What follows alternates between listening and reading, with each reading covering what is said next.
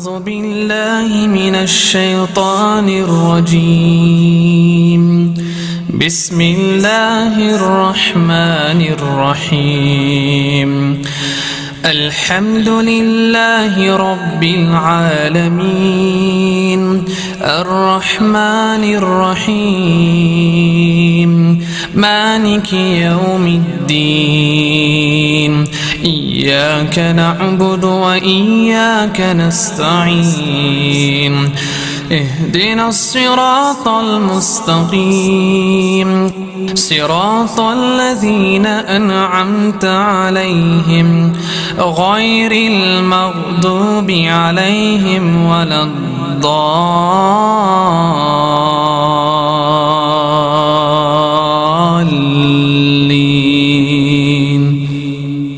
آمين.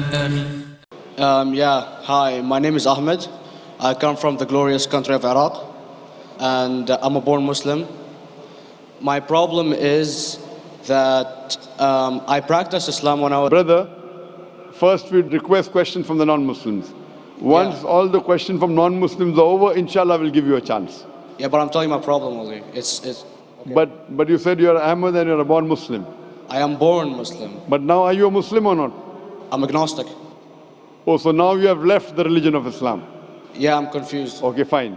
If you have left the religion of Islam, you can ask the question, brother. Okay. So my question is, how come I don't have the faith that you and the other Muslims have and some of my friends, even though I practiced Islam a lot and I even did Umrah, but I still do most of the sins that are forbidden in Islam, and I sometimes am lazy to do the prayer and the other subjects we have to do in Islam. I have read many books and about other religions and conspiracy theories and documentaries and such. I even have seen your own videos on YouTube, and there are many questions that go around my head about Allah and the Messenger and Muslims in general. And basically the most important question is, you said in one of your debates or questions that Allah is the creator and He's uncreated. But I have realized, how can the uncreated exist? And if He exists, how can we notice Him? How can we see Him or hear Him or feel Him or know of His existence if He's uncreated in our own dimension or so? That's one of the questions. Brother Ahmed said that he is a born Muslim. He comes from Iraq. He read the Quran, he read the books, but he commits many sins. He believes maybe sometimes he's agnostic, and he's lazy for praying. Brother, before I answer your main question, if you do sins and if you're lazy for praying, that does not make you a non-Muslim. As long as you believe that praying is fard, sometimes you miss, it's a sin. It's a major sin that you sometimes don't pray, but that doesn't make you a non-Muslim. If you say praying is not required, then you're doing kufr. But if sometimes you do sin, sometimes minor sin, sometimes major sin, it is haram, it's forbidden, but that does not throw you outside the fold of Islam. There are sometimes waswasa of the shaitan asking you, you're a Muslim, but this is wrong in Islam, this is wrong, and it does deviate the person's mind. At that time, maybe your iman may be low, but these things should not make you consider that you're non-Muslim. Regarding a question that I mentioned in my speech, and you're right, that Almighty God is the creator, but He Himself is uncreated. You asked the question, how can the uncreated, how can we see the uncreated, and how it's possible? Allah subhanahu wa ta'ala is Khaliq, is the creator. And by definition, He's uncreated. Because normally people say that when they try and prove in logic that everything has a creator, who created this table, the carpenter, from where he got, from the tree, who created the tree, so it goes back to Allah. So when many of the people try to convince an atheist, they try and say that everything has a creator, and then they get trapped when the atheist asked him who created Allah. So if you hear my tapes, I never go that way. I ask the atheist that how did you come to know about the universe? How did you come to know about the functioning of the stars, of the sun? And he says, and goes back, that's the creator. So it's the vice versa. So if you know how to deal with logic, you don't trip over this problem with the atheist trap, the Muslims or the believers, by saying who created Allah. By definition, Allah is uncreated. And if you ask the question, who created Allah? If you have heard my tapes, I give the reply. That suppose a person comes and says that my brother John. Yeah, I know, I saw that, I heard that's funny, but I mean, how does he exist if he's uncreated?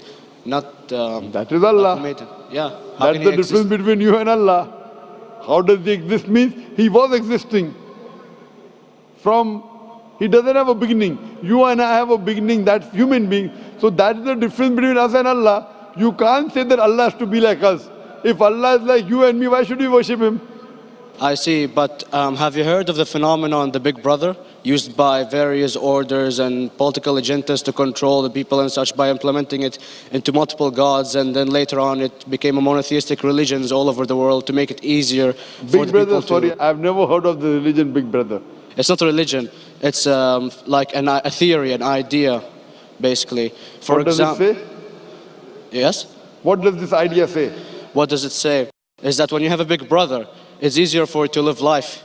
When you have someone watching you the whole time, understanding you the whole time, protecting you the whole time, being with you the whole time, and you can talk to him, although he never talks to you back, maybe in your dreams, due to your mind and such, it's easier for you to live. While a human who does not have a big brother and is not easily controlled into doing so and is having complete freedom is a danger for the major ruling powers and such. What does this say? I don't understand.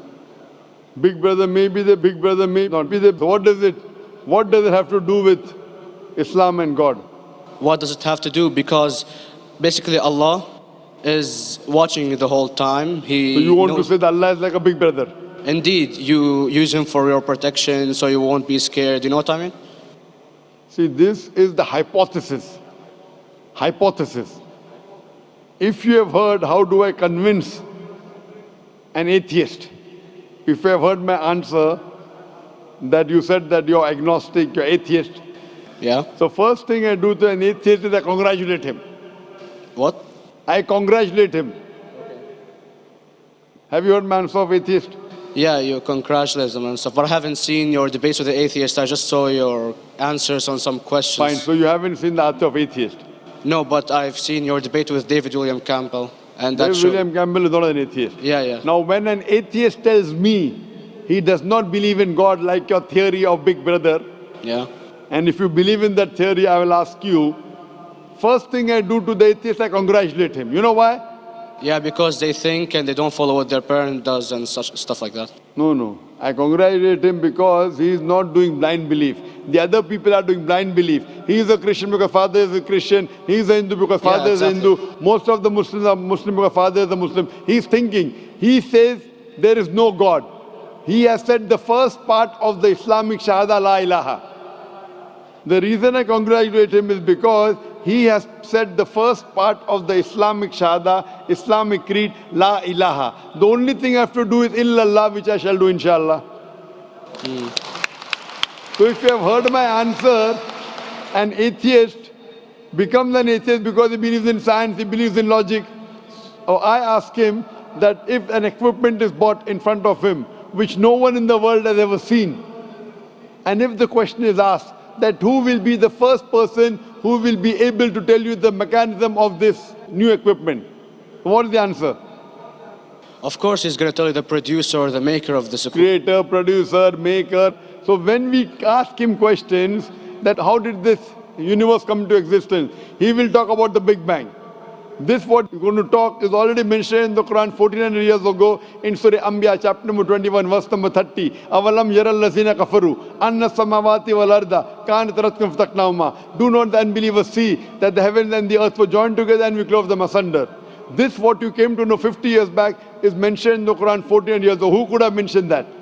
Well, in various civilizations in like 2000 or 5000 BC before Islam came or Christianity itself, there was various civilizations that are good in astronomy and they know more about our solar system than we do now, sadly. Brother, your knowledge of science is little, not in-depth. I do agree. There are certain things which were known as hypotheses. For example, We came to know, we were proved that the earth was spherical in 1577. I know that in 6th century BC, there were Pythagoreans who believed that the earth was spherical. But the same Pythagoreans who believed the earth was spherical also believed that the earth was the center of the universe, which is wrong. You show me one civilization which believes 100% what the Quran has mentioned. I challenge you. What you say, so do you mean to say there was a person who said, okay, this civilization, out of 100 things, these 2 things are right. Out of 100 things, these 5 things are right. Out of this 100, and picked and chose. Who can do that? No one besides the Creator. Even if you know that there were 10 different civilizations, hundreds of civilizations, there is not a single civilization that you know in the past which knew 100% of science what we know today. So where is your logic? Where is your theory? I do know that certain things were hypotheses which were proved later on. But there is not a single civilization which knows everything what is mentioned in the Quran. So the answer goes back to the original question, who could have collected this in the Quran? Someone 1400 years back, could he do and say, okay, out of these 100 things, these 3 are right. Out of these 100 things, these 2 are right. Out of this, it's not possible. Mathematically, it's not possible. Well, you never gave the idea of extraterrestrials or so. I mean, knowledge is power. And brother, I'm asking a simple question. We are not come here to have a debate. Yeah. I'm asking you a question. Point out a single civilization. You're asking something else. Yeah. We are not here to discuss. You can come in the room and discuss. You ask a question, I'm giving you the answer. You gave about old civilization. I told you you're right. But out of 100 things, 98 they were wrong. So I'm asking you, who could have mentioned this in the Quran? You're talking something else now. Yeah, well, I'm asking a simple question, 2 plus 2 equals how much? You are saying, I'm telling you 3 multiplied by 3 is how much? I'm asking a name, you're telling that where do you live? I'm asking a simple question, name me a single civilization which has everything what was mentioned in the Quran. Do you know of any or not? Yes or no? Well, not everything, of course. Even not 10%. Why? Babylon knows of most of the planets and such. Planet is not the only thing mentioned in the Quran. There are 1,000 things mentioned in the Quran. To say what 1,000 things are mentioned in the Quran, 10% would be equal to 100 things. Did Babylonian civilization knew about 100 things mentioned in the Quran? No, because they you don't cannot. have the They knew 5 or 6 things. In percentage wise, very small. So, of course. Who can be the author of the Quran besides the Creator to know what is right, what is wrong? Today, science has established the hypothesis mentioned by Babylonian so many centuries back is today proven. So these were hypotheses in the past, which out of them many have been rejected, some have been accepted. So to collect all which is 100% correct has to be from the Creator and no one else. Hope that answers the question. Yeah.